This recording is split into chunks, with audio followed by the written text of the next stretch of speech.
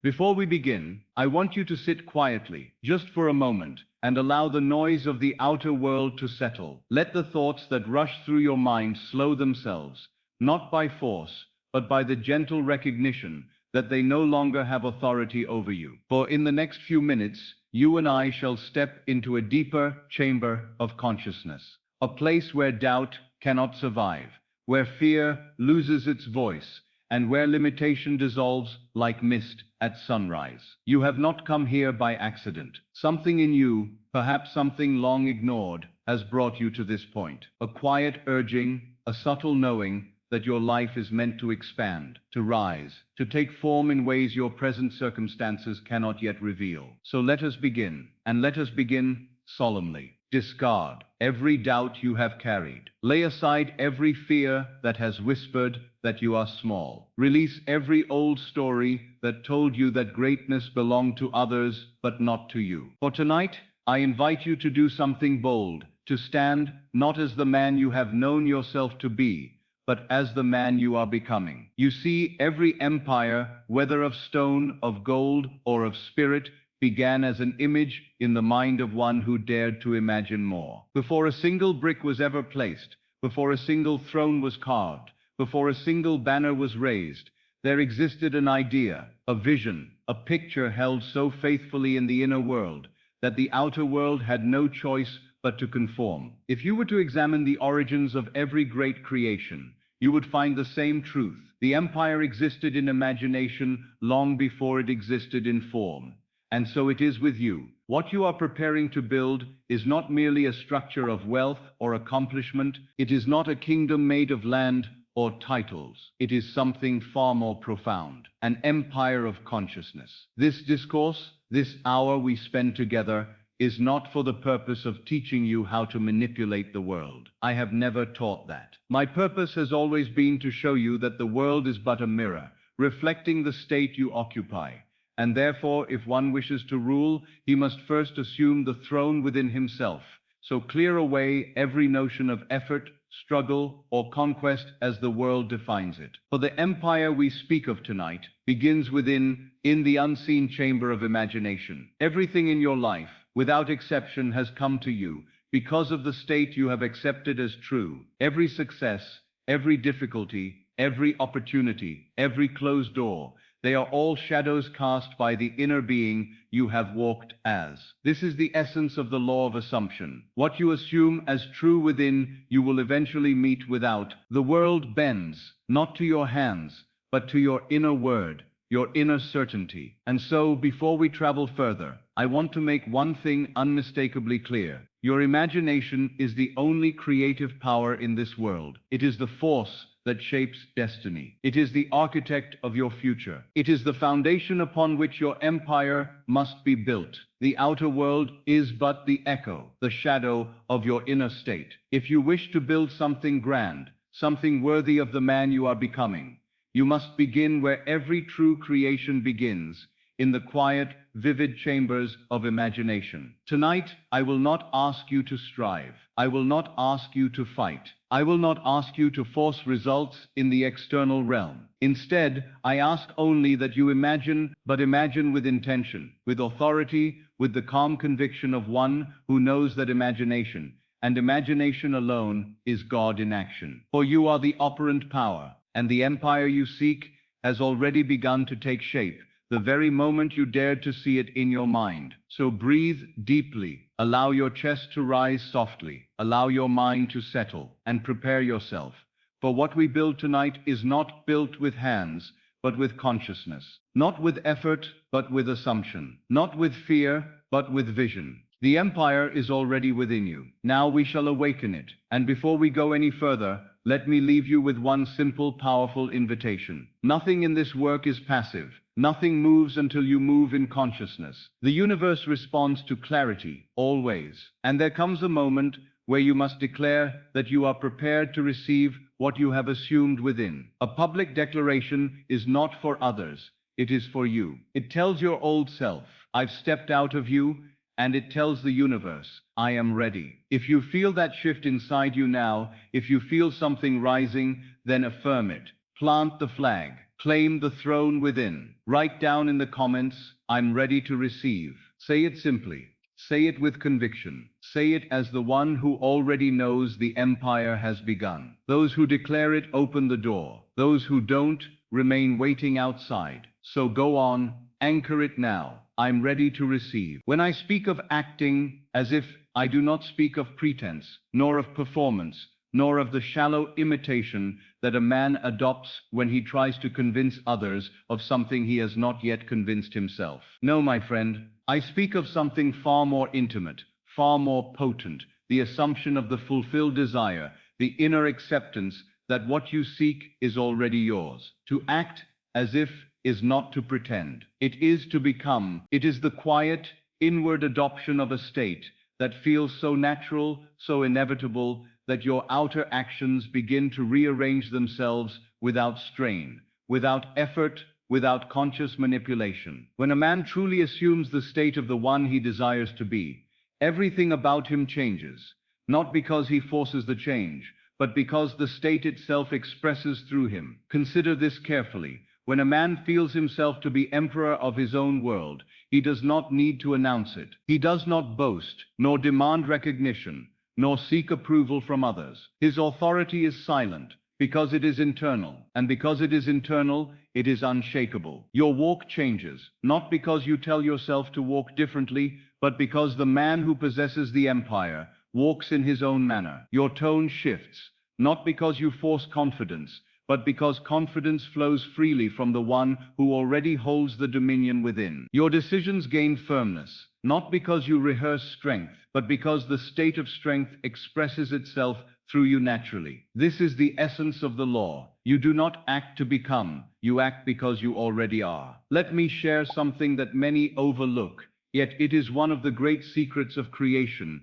Before any empire rose in stone, it rose first in the minds of those who dared to imagine it. Rome did not begin with marble. It began with an idea, an audacious, expansive idea, held by men who saw beyond the dust at their feet. Long before the first road was paved, long before the first Senate convened, Rome existed in consciousness as a dream of dominion and purpose. Egypt, too, did not begin with pyramids. Those mighty structures that still touch the heavens today began as images, visions seen within minds that refused to accept limitation. Every line carved in stone was once carved in imagination. Every temple was first a silent vision carried by a man who believed in unseen reality. This world you see, every invention, every creation, every kingdom was born the same way. The physical world is but the last chapter of a story written long before in the invisible realm. And so it must be for you. For your empire, whatever form it may take, must be imagined first. You cannot wait for the world to show you evidence.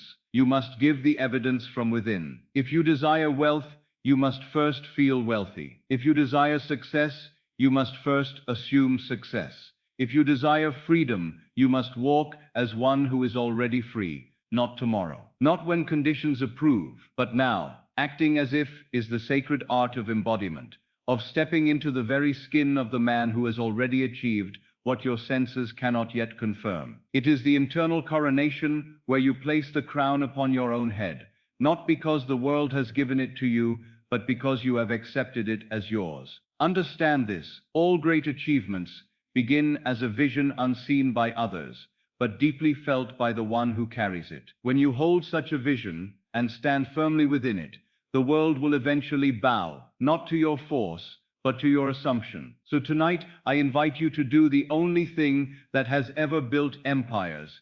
Begin within. Step into the role. Assume the state. Feel the truth of your desire as already accomplished. And as surely as day follows night, the outer world will rise to meet the inner world you have dared to inhabit.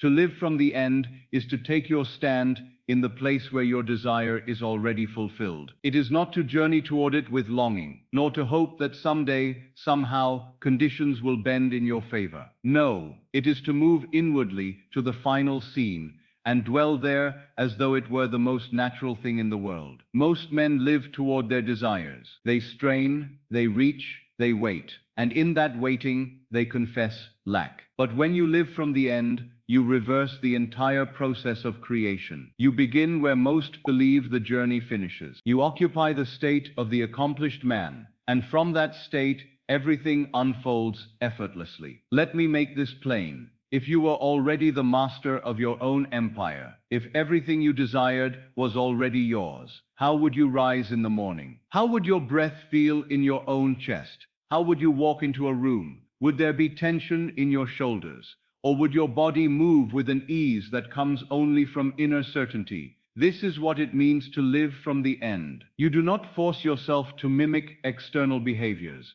Rather, you allow the feeling of fulfillment to shape you. The fulfilled state molds your expression in the same way a sculptor shapes clay, not by effort, but by inevitability. When you accept the end as real, your senses align themselves to confirm it. A man with an empire, whether that empire be wealth, success, influence, or inner mastery, lives differently. He does not ask, will it come? Nor does he wonder whether the world will grant him permission. His inner conversation is altogether different. He speaks to himself as one who already possesses what others are still chasing. His thoughts are not colored by doubt, but by ownership. And so, let us step into this together for a moment. Close your eyes, if you wish, and come with me to the world within. Imagine the atmosphere of your empire fully realized. Do not describe it with words. Feel it. Feel the weight of accomplishment in your chest, warm and settled. Feel the quiet pride of a man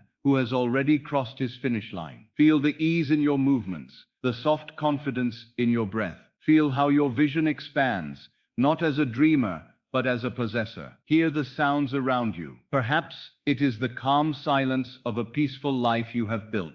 Perhaps it is the hum of activity in a world shaped by your command. Perhaps it is the soft laughter of those who benefit from your abundance. Whatever it is, let it sound familiar, so familiar that it feels like home. Smell the air of that life, the scent of a place that belongs to you, the fragrance of success, not loud, not boastful, but steady and grounding. Sense the textures of your world, the clothes you wear as the man who has succeeded, the chair in which you sit, the table where you write your ideas. Everything around you shaped by your imagination, now made tangible in feeling, and above all, feel the stillness, the ease, the simplicity. For when a desire is fulfilled, there is no strain, there is no reaching, there is only the quiet, natural sensation, of course. Of course, I succeeded. Of course, it is mine. Of course, this empire belongs to me, for I have accepted it in consciousness. This is living from the end. It is to let the future truth become the present reality. It is to move through your day as though nothing is missing. It is to inhabit the state so completely that the outer world must eventually reflect it, not because you forced it, but because you became it. When you live from the end, you stop looking to the world for confirmation. You understand that the confirmation comes last. The feeling comes first. My friend, once you feel the truth of your empire, deeply, sincerely, quietly, then the world cannot help but reshape itself around that assumption. Now, my friend, we must speak of a companion that visits every man who dares to imagine boldly, doubt. Even the strongest among us, when confronted with the invisible, feel the faint pull of uncertainty. This is not a flaw. It is not a sign of weakness. It is merely the voice of reason trying to cling to what it already knows. Reason resists the unseen, because reason is built upon the evidence of the senses. It believes only what it can touch, measure, and verify. And yet, the senses, marvelous as they are the last to awaken. They are servants, not masters. They confirm what the imagination has established. They do not create it. When you assume a state that contradicts your present circumstances, reason becomes unsettled. It says, but look around you. Nothing has changed. It points to your bank account, your conditions, your past failures, and it insists that these are facts that cannot be denied. But facts are not truth.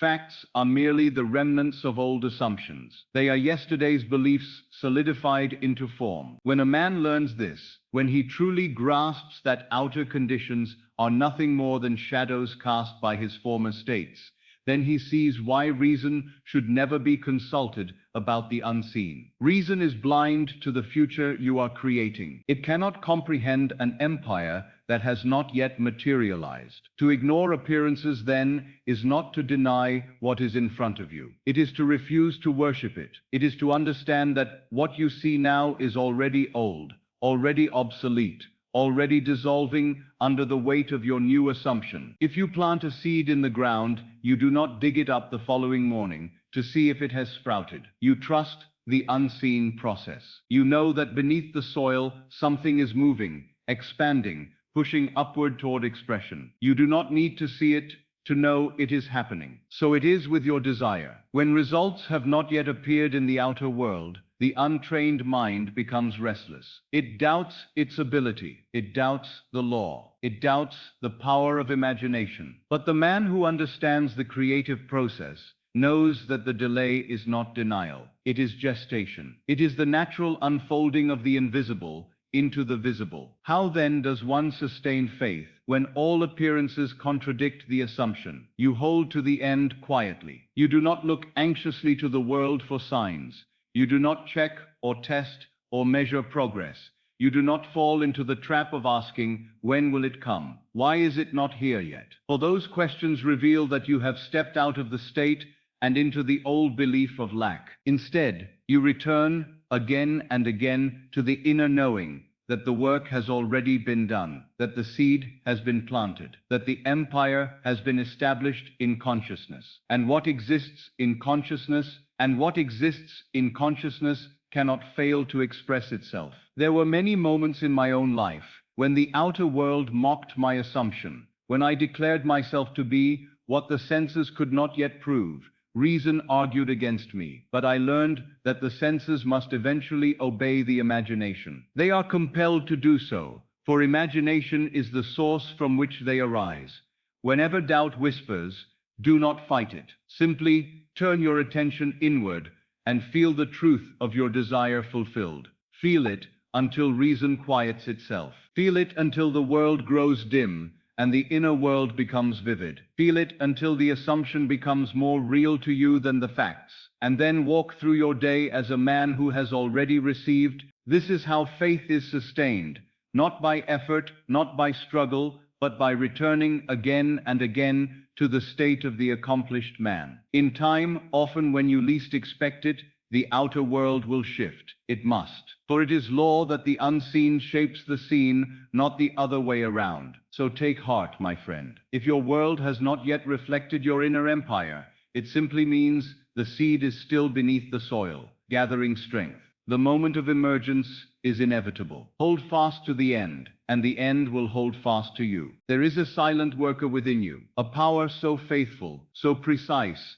that it brings into form whatever is impressed upon it. This power does not argue, it does not question, it does not reason, it simply accepts and produces. I speak, of course, of your subconscious mind, the true architect of your world. Whatever you feel to be true, whatever state you occupy with sincerity and persistence, the subconscious receives as a blueprint, and once received, it begins to build. It arranges the circumstances, the people, the opportunities, and even the seeming coincidences that form the outer expression of your inner assumption. It is never idle, it never forgets, it never fails to bring forth the seed you have planted, provided you plant it with feeling. This is why I have emphasized again and again the importance of the moments just before sleep. For in that delicate threshold between wakefulness and rest, the conscious mind grows soft. Its barriers dissolve, its vigilance fades, and in that dissolution, the subconscious stands open, receptive, waiting. This state,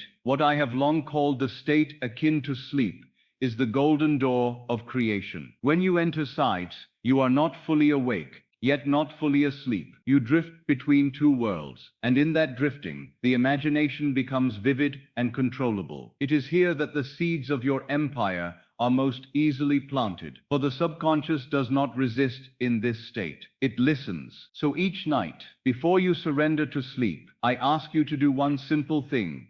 Assume the feeling of the wish fulfilled. Do not merely think it. Do not repeat empty words. Feel it. If your desire is to be a man of great accomplishment, then you must feel yourself to be such a man as you lie in your bed. If your desire is wealth, you must feel the ease and security that wealth brings. If your desire is influence, you must feel the quiet authority of one who is recognized and respected. Let the sensations of the fulfilled desire move through your body, softly, naturally. Let your breath match the rhythm of a man who is at peace with his own success. Let your heart rest in the certainty that what you have imagined is already yours. Then, drift into sleep in that state. For the subconscious, your faithful servant takes the last feeling you carry into sleep and uses it as the pattern for the world you will meet. The man who goes to bed in defeat wakes to a world shaped by defeat, but the man who goes to bed in triumph,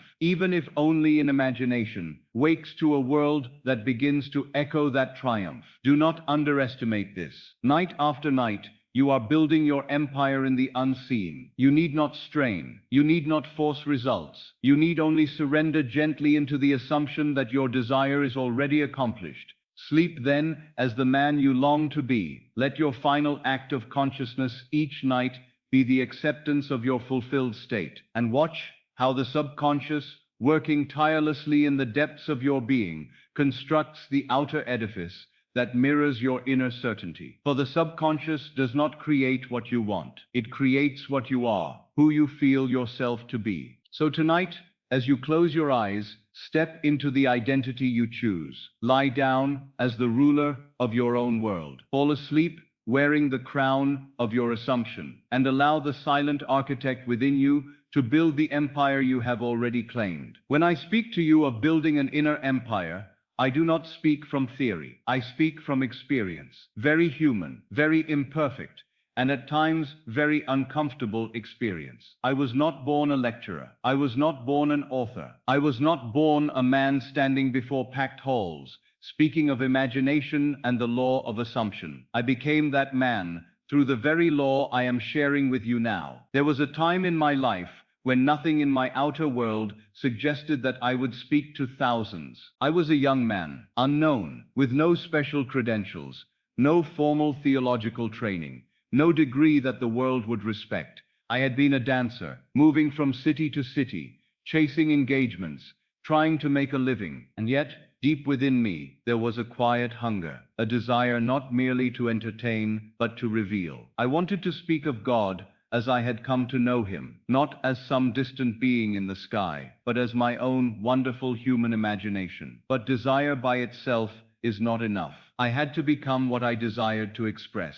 I remember nights in a small room, not particularly grand, not particularly comfortable, where I began to experiment seriously with this law. I said to myself, if imagination truly creates reality, then I must prove it. Not in books, not in arguments, but in my own life. I wanted to be a lecturer. I wanted to stand before an audience and share these truths. I wanted my words to carry weight, to touch hearts, to awaken men and women to the power within them. But at that time, no one was inviting me. No one was asking for my thoughts. Outwardly, there was no stage, no audience, no demand. So I did what I am asking you to do. I went within, night after night. I would lie down in my bed and assume the feeling of being the man I longed to be. I did not merely say, one day I will lecture. No, that would leave the fulfillment always in the future. I would close my eyes and step into the scene. I imagined myself standing on a platform facing an audience. I could not see every face distinctly, but I felt their presence. I felt the quiet in the room, that particular stillness that comes just before one speaks. I could hear, in my imagination, the faint shuffle of chairs, the soft murmur of people settling down, and then the silence. I felt papers in my hand, even when I had none in the outer world. I felt the weight of them, the smoothness of the pages. I imagined myself looking down, then looking up and beginning to speak. I felt the certainty in my voice, not a timid question, but a calm authority. I imagined the nods, the little bursts of laughter, the attentive stillness, as an idea sank deep into someone's heart. I felt the satisfaction, the quiet joy of knowing I am doing what I came here to do. And when the lecture ended, I did not imagine an empty hall. I imagined people coming up to me, shaking my hand, saying, "Thank you." That spoke to me. I heard it. I felt their gratitude. I saw in their faces that look of recognition, as if something long forgotten had been brought back to life. Night after night, I played this drama, always in the first person, always from the end. I did not watch myself from a distance. I was on that platform. I was not hoping. I was not wishing. I was simply accepting that this was now my life. By day, nothing seemed to change at first. There were no invitations, no posters with my name on them, no halls booked in my honor. But the inner work continued. The imaginal scene became more vivid, more natural. It reached a point where, as I lay in bed, feeling the sheets beneath me, I could also feel, with equal clarity, the solid floor under my imagined feet as I stood before that audience. And then, the first outer movement came, in an unexpected way. I had met a man some time before, a man deeply interested in metaphysical ideas. We had spoken casually, not with any grand design. I had not gone to him asking for a platform. But one day he said to me, "Neville, would you speak to a small group of us? Just a handful of people. We gather every week, and I think they would enjoy hearing you." There it was, the first invitation. Now to the reasoning mind, this might seem small, even insignificant, but to the man who had been dwelling in the end, it was the natural and inevitable unfolding of what was already real within. I accepted, of course. I spoke to that little group, perhaps a dozen people at first, but I did not treat it as only 12. I approached it as the very scene I had been imagining. I stood there as the lecturer I had already become in my inner world. When that evening ended, they asked me to return. Then someone brought a friend. The circle grew. Another person said, "I know of a larger place where you could speak." Doors opened that I had not forced, that I had not begged for. They opened because I had gone ahead of them in imagination. I remember a particular night, early in this unfolding, when I was invited to speak in a hall considerably larger than anything I had yet known. As I stood there before the audience, looking out at the faces, hearing the hush fall over the room, I suddenly realized this is the very scene I have been rehearsing in my mind for months. The sensation was unforgettable. It was as though the dream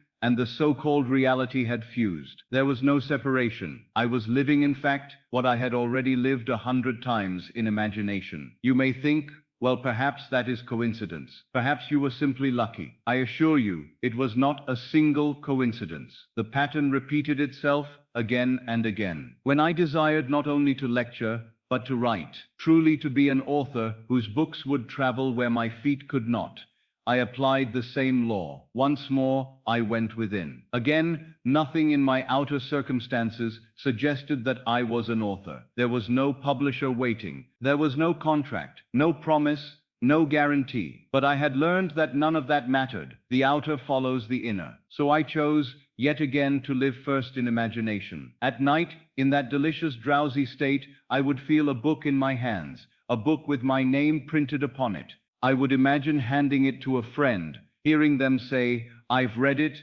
and it has helped me immensely." I would hear their voice, feel the book change hands, see their expression of genuine appreciation. I felt the texture of the cover, the slight weight of the volume. I even imagined opening it and seeing my own words printed on the page. I did not know how it would happen. I did not try to figure it out. I simply assumed that it had happened and rested in that assumption. Then, gently, almost shyly, reality began to organize itself around that state. Ideas for chapters flowed with greater ease. Notes I had written in scattered fashion began to arrange themselves into coherent form. I met individuals who, without my prompting, suggested publishing possibilities, introductions, practical steps that I, in my reasoning, could not have planned. It was as though the unseen world had gone to work. The moment I accepted, in feeling, that I was an author. One day, I held in my hands the very thing I had so often felt in imagination,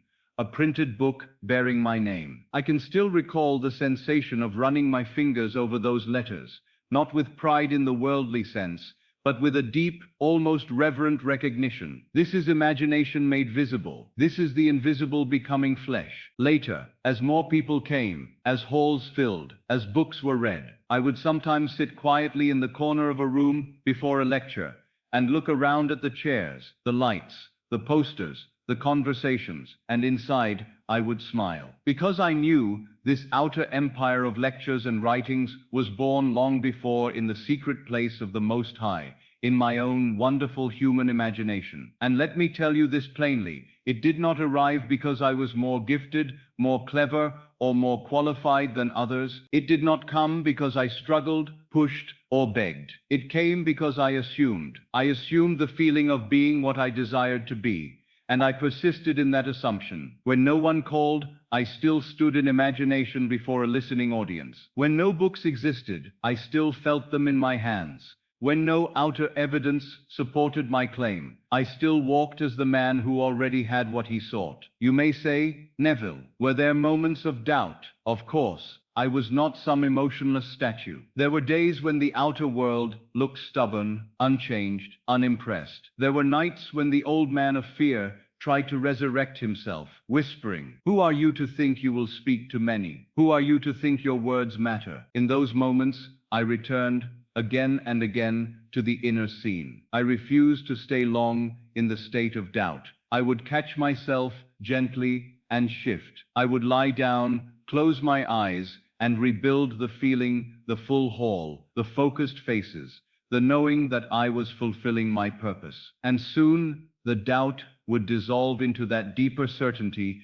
that comes only from experience. What I wish you to see in all this is simple. My life, as you now know it, was constructed from within. The recognition, the work, the so-called success, it was the outer expression of an inner empire built stone by stone in imagination. And what happened for me can happen for you. You may not wish to lecture.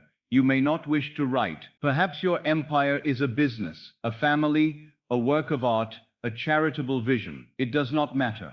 The law is impartial. It will serve you as faithfully as it served me. If you dare to use it, do as I did. Before the evidence appears, live there within. Walk through the halls of your completed vision. Hear the voices, feel the weight of success. Taste the satisfaction of a mission fulfilled. Go to sleep, night after night, wearing that identity as naturally as you now wear your present one. And then watch how, in ways you could never have calculated, life rearranges itself to match the man you have dared to be in imagination. I stand before you now, not as a man of theory, but as a living witness to this truth. Everything I have become, everything I have done, everything you may attribute to me in this world, first existed as a simple imaginal act, repeated quietly in the solitude of the night. If it worked for me, with all my limitations, it will work for you. For the same power that built my little empire of words and halls and books is in you now, waiting, listening, ready to take the next assumption you dare to feel as real, and to build from it a world around you. Use it, my dear friend. Use it boldly. There is a great misunderstanding in the world concerning action. Men believe that the harder they push, the more they force, the more they wrestle with circumstances, the closer they come to their desire. But I tell you now, as plainly as I can, action taken from a state of lack produces only more lack, while action born from the fulfilled state unfolds naturally, effortlessly, and with a quiet certainty that no mere effort can imitate. There is an action that strains, and there is an action that flows. One springs from fear, the other from faith. One says, "I must make this happen," while the other says, "It is already done. Let me move as the man who knows it." The world praises the first type of action, the striving, struggling, anxious doing. But that kind of action betrays the inner confession of the man performing it. It reveals that he does not believe. He acts not with the authority of one who has, but with the desperation of one who hopes. Such action is the child of doubt, and its fruits are equally uncertain. But then there is what I call inspired action, action that arises without tension, without calculation, without fear. It is the movement of a man who has already accepted the end as true. He does not ask, "Will this work?" He knows it must. He is not guessing at outcomes. He is simply walking in harmony with the state he has already claimed. Let me explain it in simple terms. The state creates the action. The action does not create the state. When you assume the feeling of your wish fulfilled, you find yourself doing things that feel light, natural, and inevitable. You speak differently. You write differently. You move through the world with a subtle but unmistakable assurance. You are not forcing doors open. You are walking through doors that open for you. This is the difference. Consider a man who desires to be successful in his work. Let us say a craftsman, a builder of fine furniture. If he approaches his labor from the state of "I hope this succeeds," his hands will shake, his judgment will be clouded, his choices timid. He will take on projects anxiously, trying to impress, trying to prove, trying to earn the success he longs for. This is action from lack. But imagine the same man entering the state of the wish fulfilled. Imagine him night after night, assuming the feeling of being already successful, already respected in his craft, already sought after. The next day, without forcing anything, he will act like a man who knows his worth. He will not beg for opportunities. He will select them. He will not rush his work. He will enjoy it. And men will feel this difference in him. One day, a wealthy patron walks into his workshop. Perhaps he had passed that same door many times before, without noticing it. But on this day, he enters. Why? Because the craftsman's inner state has changed. He is no longer a man hoping to succeed. He is in consciousness already the successful one. And from that state, the right actions rise effortlessly. This is how it happens. You never force the inspired action. It arises of its own accord, just as a branch grows from the root. When your root is the assumption of the fulfilled desire, the branch, the outer action, unfolds naturally. You may find yourself writing a letter without hesitation, approaching someone with confidence, accepting an offer you once feared, declining an offer you once would have grabbed. You may find that you speak with authority where before you whispered with doubt. You will act, but your actions will be different. They will be the actions of a man who knows who he is. Let me tell you this: I never, for a single moment, forced myself into the world as a lecturer. I did not knock on doors. I did not plead for a stage. I did not send out letters begging for a chance. I assumed the state, and from that state came the natural impulse to share a thought, to write a note, to speak to a small group. Those tiny movements were not forced. They were spontaneous expressions of the man I had already become in imagination. The invitations, the audiences, the halls, they did not appear because I fought for them. They appeared because I aligned myself with the man who already possessed them. You must understand this. Action is not the cause, it is the effect. The cause is always the state of consciousness. Once you assume the end, fully, sincerely, joyfully, the universe moves in ways far beyond your planning, and you will move with it naturally, without strain. So let me say this one thing plainly, as a friend, as a fellow traveler, on this inner path. Do not concern yourself with what you must do. Concern yourself only with what you must become. For once you become it in consciousness, you will know exactly what to do, and you will do it with the ease and quiet power of a man who acts from the end, not toward it. There is something I must tell you before we continue, something essential, something I learned not from books, nor from ancient scriptures, but from the living experience of imagination itself. A true empire, the kind I speak of, does not rise to dominate others. It does not claim its strength by taking, suppressing, or overshadowing. A true empire, born in consciousness, rises to elevate. Any structure built from fear,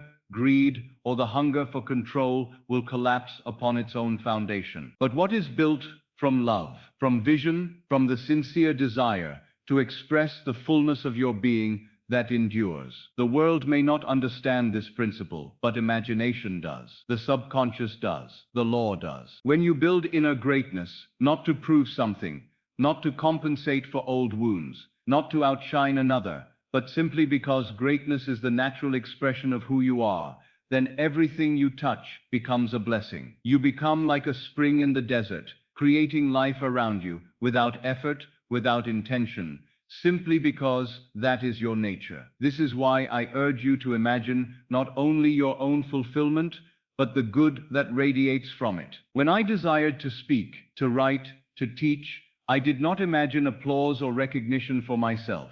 I imagined faces lighting up with understanding. I imagined people walking out of my lectures feeling freer, lighter, more empowered. I imagined letters from those who had discovered, perhaps for the first time, that God was not outside them but within. It was not the size of the audience that concerned me, but the depth of their transformation. And do you know what happened? The more I imagined the impact, the more naturally my outer world expanded. The law responded, not to the desire for personal gain, but to the sincere assumption of being a giver of truth. The more love I poured into the imaginal act, the more widely that truth spread. So I say to you, let your empire be an offering, not a fortress. Let it become a light, not a throne. When you imagine yourself successful, wealthy, accomplished, powerful, extend that vision outward. See the world touched by your fulfillment. Imagine a business that uplifts its customers. Imagine a creation that brings beauty, clarity, or hope. Imagine work that enriches others simply because it is the natural overflow of your joy. Imagine the people around you benefiting from your rise, your family, your friends, your community. There is no selfishness in imagining greatness. There is only selfishness in imagining greatness separate from the good of others. For every man is yourself pushed out. There is no other. When you bless the world in imagination, you are blessing yourself. And when you elevate yourself inwardly, you elevate the world. Let me make this clear. The more love you infuse into your vision, the faster it manifests. Not because love pleases some external deity, but because love is alignment with your true nature.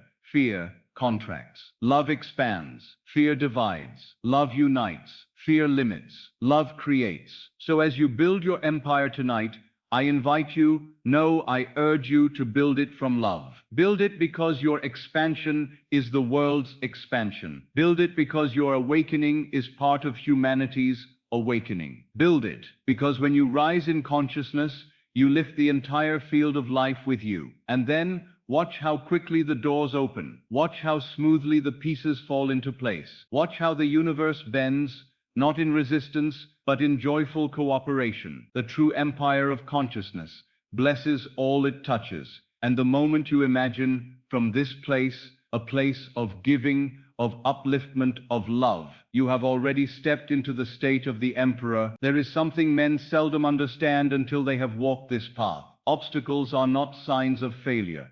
They are signs of formation. Every empire, inner or outer, must pass through the fires that shape it. And I tell you from personal experience, from the quiet nights when all seemed uncertain, that adversity is not your enemy. It is the sculptor that chisels away what does not belong to the man you are becoming. When I first discovered the law, I imagined that once I assumed the state of my desire, everything would unfold smoothly, beautifully, effortlessly, and much of it did. But there were also moments, days, even seasons, when challenges arose, when the outer world seemed to contradict the inner vision. At first, I thought these were setbacks. Later, I realized they were confirmations. For if the world is yourself pushed out, then every difficulty is a reflection of your own inner transformation. It is the shaking loose of old beliefs, the final resistance of an outdated identity. The obstacles are not blocking the birth of your empire.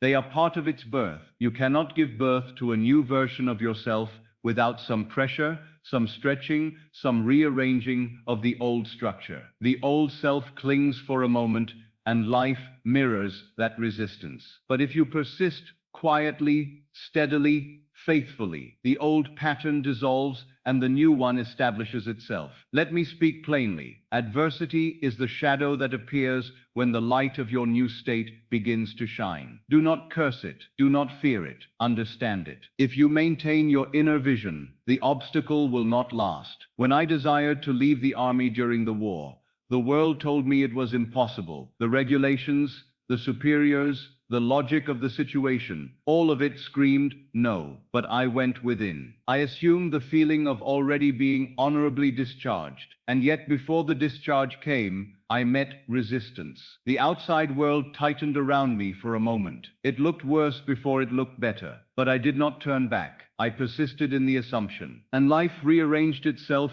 to match my inner world. What seemed impossible became inevitable. You must see challenges in this way.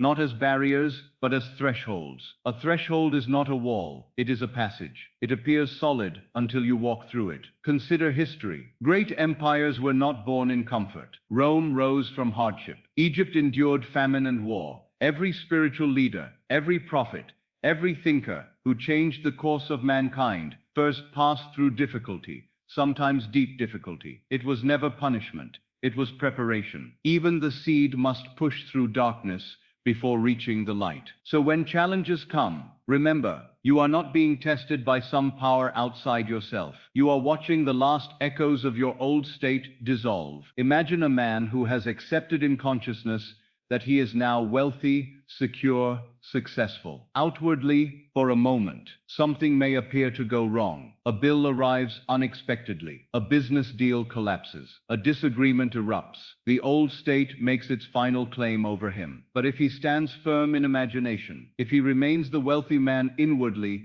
the outer world must realign. It has no choice. His inner kingdom rules the outer. Let me give you an example I once witnessed. A gentleman came to me distressed. He had assumed the feeling of financial freedom, and yet shortly after, he lost a client. He said, "Neville, this law isn't working. My income has decreased." I told him, "My dear friend, what you call a loss may very well be the clearing away of what no longer fits your new state. Remain faithful to the end you have assumed." He persisted. A week later, a larger client approached him unexpectedly, without effort, without seeking. The new client paid him more in a single contract than he had earned in 3 months. And he said to me afterwards, "Neville, had I not lost that first client, I would never have been open to the new one." Exactly. The challenge was the doorway. Everything in your world rearranges itself the moment you take on a new state. Sometimes the rearrangement feels uncomfortable, even chaotic.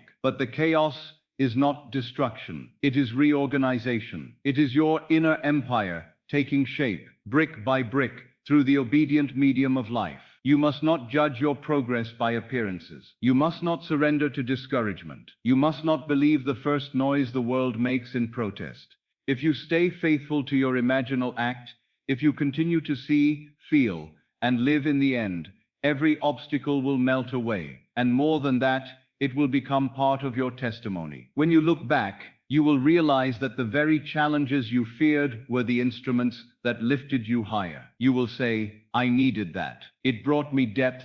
It strengthened my faith.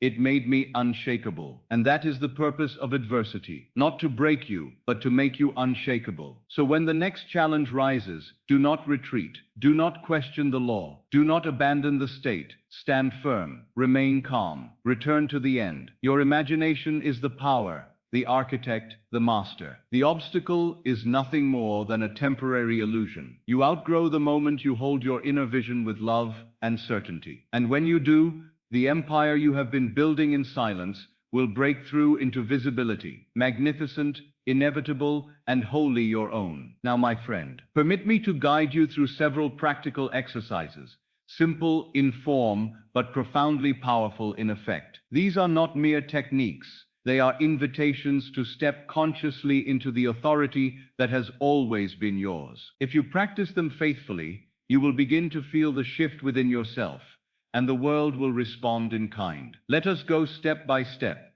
slowly, deliberately, as one who lays the final stones of an inner empire. First, the scene of 1 minute. I have taught this exercise countless times, and it remains one of the most potent methods for impressing the subconscious mind. You need not construct a long, elaborate drama. Choose instead a single moment, a brief scene that implies the fulfillment of your desire. Perhaps it is the warm clasp of a friend's hand as he congratulates you. Perhaps it is the sound of someone saying, "I always knew you would succeed." Perhaps it is the feeling of signing your name on a document that symbolizes completion. Whatever scene you choose, make it short, but imbue it with sensory richness. Hear the tone of the voice, feel the pressure of the handshake, sense the atmosphere in the room. Then, close your eyes and enact the scene slowly, lovingly, as though it were happening now. Repeat it, not mechanically, but with the quiet certainty that this moment is your truth.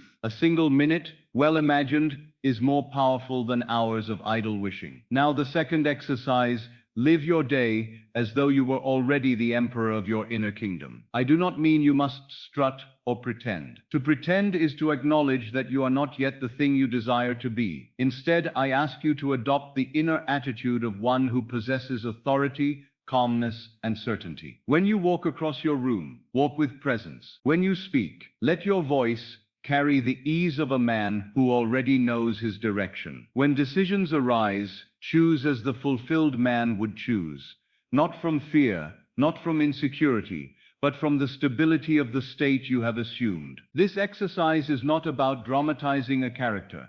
It is about embodying a consciousness.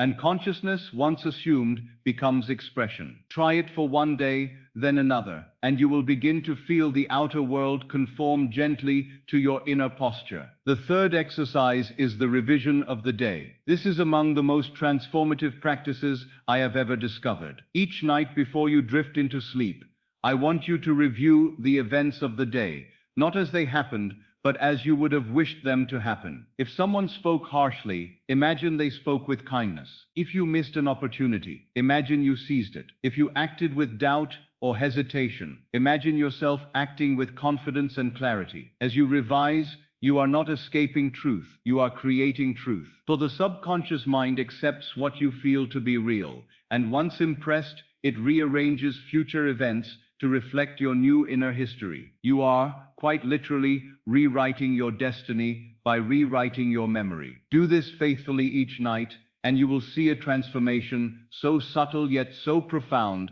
that you will scarcely believe it at first. And now the fourth exercise, the internal dialogue of the leader. I have said many times that your inner speech is the real architect of your world. Long before any action is taken, long before any external circumstance arises, your inner words forge the path. So listen, truly listen, to the conversations you hold with yourself. Are they the conversations of a man who doubts, who fears, who hesitates? Or are they the inner proclamations of a leader, a creator, an emperor of his own consciousness? If the inner speech you discover is unworthy of your desire, change it, not through force, but through gentle, consistent redirection. Speak inwardly as the fulfilled man would speak. Say to yourself, I am capable, I am chosen, I am already the one I seek to become. Let your inner dialogue be steady, calm, authoritative. Over time, this internal tone becomes natural, and the world reflects it without fail.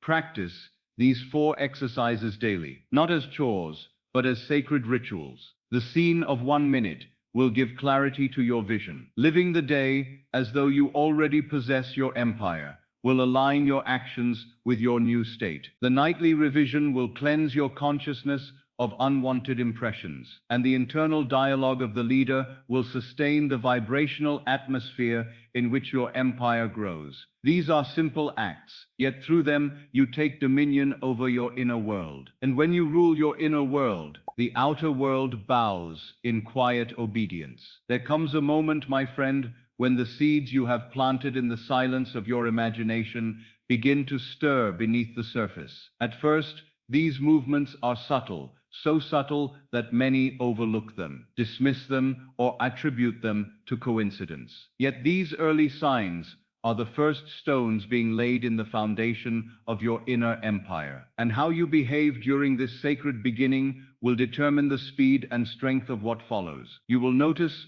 small shifts, tiny rearrangements in your world that seem almost insignificant. A conversation that takes an unexpected turn in your favor. An opportunity that appears where previously there seemed to be none. A sudden clarity in your own thoughts. Encounters that feel strangely timed, as though orchestrated by an unseen intelligence. These are not accidents. They are the earliest fruits of your assumption coming into form. Do not brush them aside. Recognize them as the whisper of your new reality, declaring, I am on my way. And yet, this is precisely the stage where many falter. For when the manifestation begins, the mind often becomes restless. The old self stirs, attempting to reclaim its position. It whispers, do not be foolish. These changes mean nothing. You imagine too much. You ask for too much.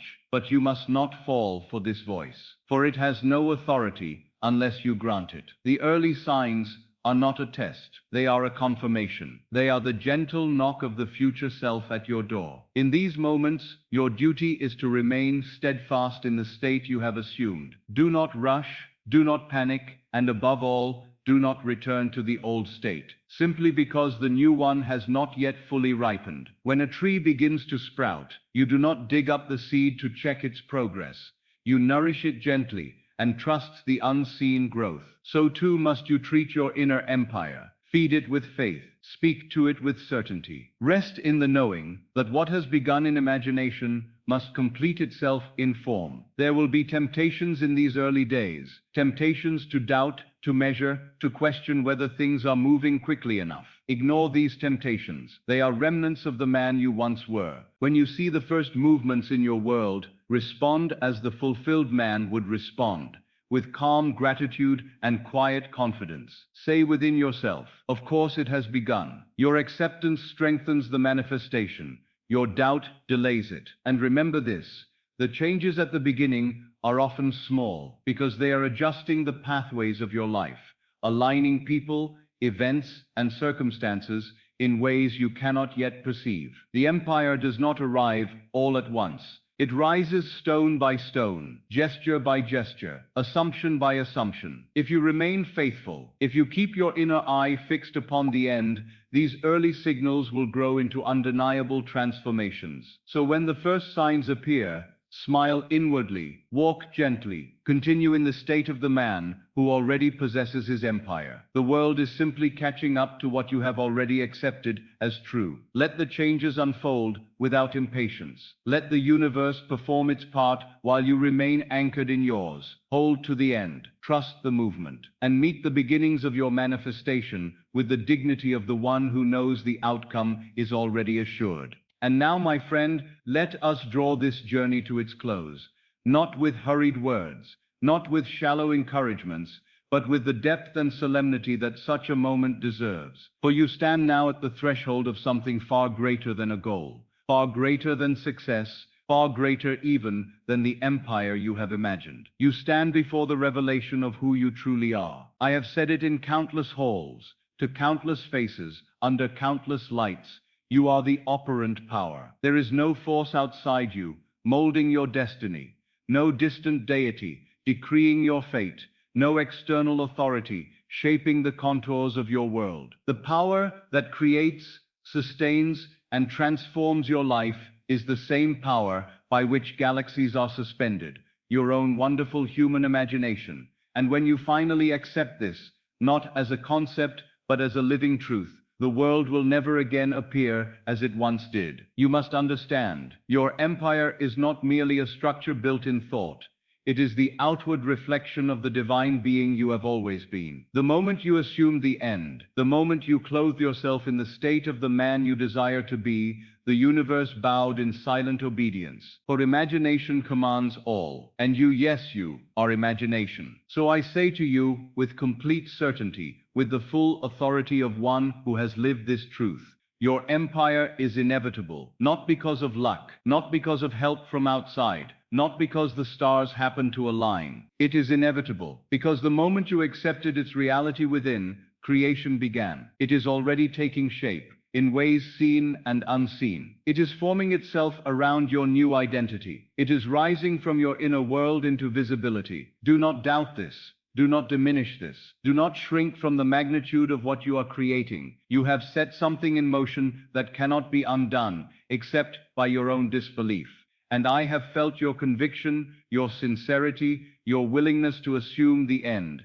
You have crossed a threshold, and the world must respond. And now, as we close, let me speak to you, not as a teacher, but as a brother in spirit. May you walk in the quiet majesty of the one who knows his word is law. May you rise each morning wearing the consciousness of the fulfilled desire. May the doubts of yesterday dissolve like mist at dawn. May your inner vision sharpen until the invisible feels more real than the visible. May every step you take echo the truth of your new identity. May the world yield its treasures to you gently, faithfully, inevitably. May you come to know, beyond intellect and beyond theory, that God in you is your imagination, and that you and He are one. And so, with all the solemnity of a sacred blessing, I speak this final word over you.